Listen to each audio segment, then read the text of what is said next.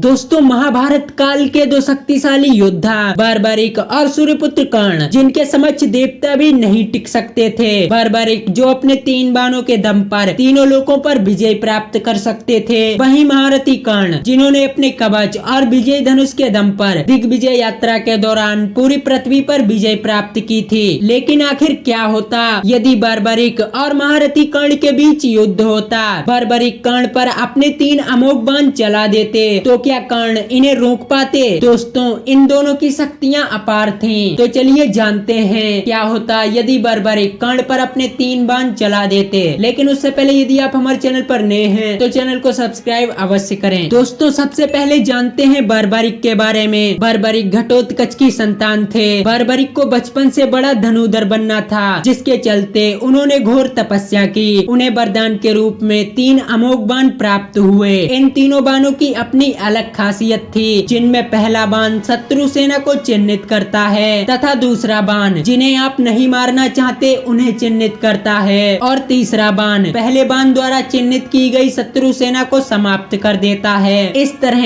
बर्बरिक के 3 बाण काफी विध्वंसकारी थे। लेकिन बर्बरिक महाभारत युद्ध में भाग नहीं ले सके, क्योंकि बर्बरिक ने युद्ध से पहले अपनी अपार शक्ति को देखते हुए ये प्रण किया था कि वे उसी पक्ष की तरफ से युद्ध करेगा जो पक्ष युद्ध के मैदान में हार रहा होगा। और भगवान श्री कृष्ण को ये बात पता थी कि युद्ध में कौरवों की हार निश्चित है, और यदि ये कौरवों की तरफ से युद्ध लड़ा तो पांडव एक पल में समाप्त हो जाएंगे। जिसके चलते श्री कृष्ण ने उसका सिर दान में मांग लिया, और बर्बरिक ने कृष्ण को अपना सिर दिया और कहा, हे माधव मैं इस युद्ध को पूरी तरीके से देखना चाहता हूँ। तब भगवान श्री कृष्ण ने बर्बरिक का सर कुरुक्षेत्र भूमि में सबसे ऊंची शिला पर रख दिया। इस तरह बर्बरिक महाभारत युद्ध में भाग नहीं ले सके। वहीं अब बात करते हैं महारथी कर्ण की। दोस्तों कर्ण महाभारत काल के सर्वश्रेष्ठ योद्धा थे, जिनके साथ जीवन भर छल होता रहा। कहते हैं कर्ण के पास दिव्य कवच और कुंडल थे, जिनके दम पर उन्होंने अपनी दिग्विजय यात्रा में पूरी पृथ्वी पर विजय प्राप्त की थी। दोस्तों महारथी कर्ण के कवच अमृत के बने हुए थे।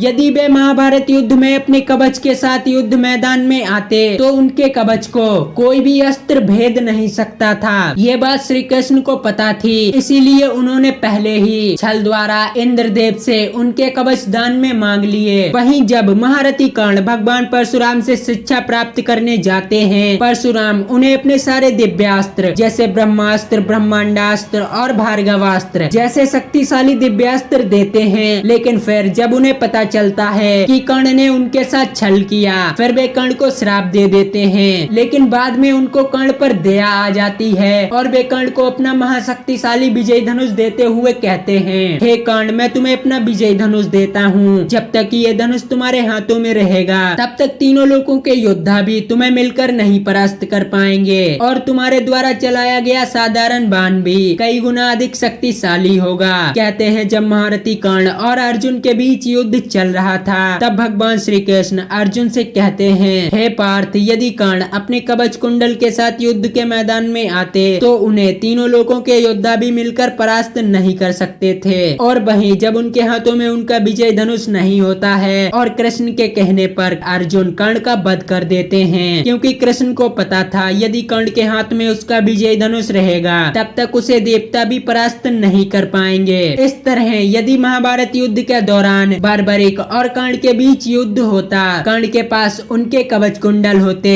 तो बर्बरिक कभी भी महारथी कर्ण को परास्त नहीं कर पाते। लेकिन यदि कर्ण के पास उनका कवच भी नहीं होता, फिर भी कर्ण के हाथों में उनका विजय धनुष होता, जिसके चलते बर्बरिक के 3 बाण पूरी युद्ध भूमि को समाप्त कर देते। लेकिन सूर्यपुत्र कर्ण अपने विजय धनुष के चलते उन 3 बाणों से बच जाते। इस तरह महारथी कर्ण महाभारत काल के सर्वश्रेष्ठ योद्धा थे। यदि युद्ध के 17वें दिन उन्हें छल से नहीं मारा जाता तो अर्जुन कभी भी कर्ण को परास्त नहीं कर सकते थे। तो दोस्तों आज की ये खास जानकारी आपको कैसी लगी हमें कमेंट में जरूर बताएं, और वीडियो पसंद आई हो तो चैनल को सब्सक्राइब करके बेल आइकन अवश्य दबाएं।